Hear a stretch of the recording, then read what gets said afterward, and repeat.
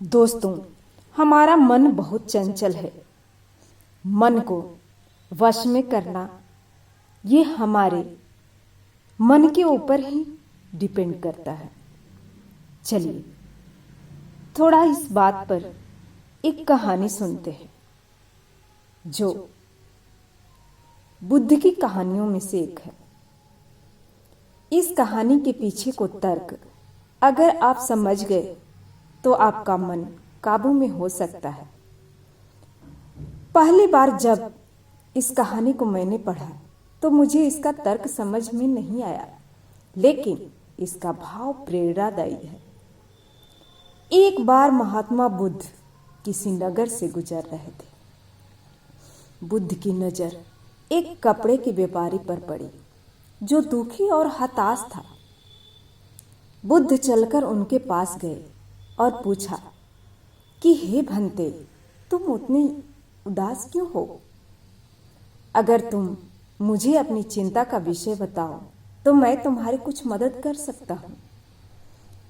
कपड़े के व्यापारी ने बुद्ध को प्रणाम किया और उनको अंदर बुलाया। उस व्यापारी ने कहा कि जब से मेरी पत्नी की मृत्यु हुई है तब से मेरे घर पर मेरे छोटे बेटे को देखभाल करने वाला कोई नहीं है, इसलिए मैं हमेशा इसको अपनी दुकान पर लेकर आ जाता हूं। लेकिन मेरी दुकान पर आने वाले हर ग्राहक की पगड़ी को उछालकर मेरा बच्चा फेंक देता है। कभी कभी उनका झोला भी उठाकर फेंक देता है। मैंने इसको बहुत समझाया, डांटा, लेकिन यह नहीं समझ रहा है। इसकी इसी हरकतों की वजह से मेरे सारे ग्राहक खुद को अपमानित मानकर वापस चले जाते हैं। बुद्ध बोले, मैं तुम्हारी सहायता कर सकता हूं, पर तुम मुझे वचन दो कि मैं जो भी कहूंगा तुम उसका दखल अंदाजी नहीं करोगे और ना ही कोई प्रश्न करोगे। व्यापारी बुद्ध को वचन देता है। अगले दिन बुद्ध एक पगड़ी पहनकर आए और एक ग्राहक की भांति आकर बैठे। व्यापारी का बेटा आया और बुद्ध की पगड़ी उछालकर फेंक दिया।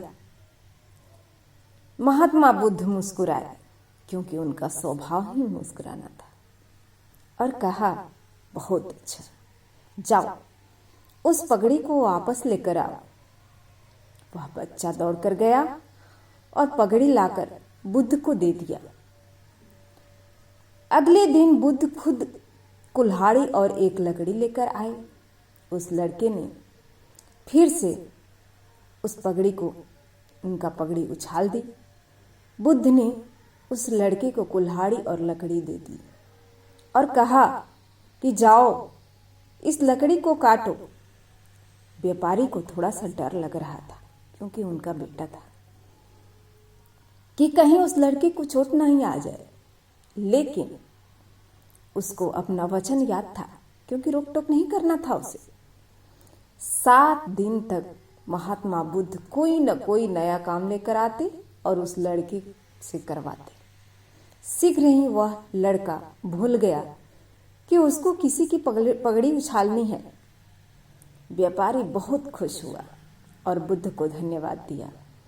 मुझे पता है कि दोस्तों, आपको इस कहानी का और मन को वश में करने का कोई विशेष संबंध नहीं समझ में आया होगा, लेकिन पहले आप इस तर्क को समझ लीजिए। अगर हम अपने मन को अपने हिसाब से काम नहीं करवाएंगे तो मन अपने हिसाब से काम करेगा। मन वश में हो सकता है यदि मन को हम अपने अनुसार चलाएं। मन 2 तरीके से, एक मन अपने हिसाब से काम कर सकता है और दूसरा मन को हम अपने हिसाब से काम करवा सकते हैं। बुद्ध से मिलने से पहले उस लड़के का मन और दिमाग अपने हिसाब से नियंत्रित रूप से काम कर रहा था, लेकिन बुद्ध ने उस लड़के को अपने अनुसार काम करवाया, जिससे कि उसकी आदत ही बदल गई। मुझे पूर्ण विश्वास है कि आपको ये कहानी अच्छी लगी होगी। धन्यवाद।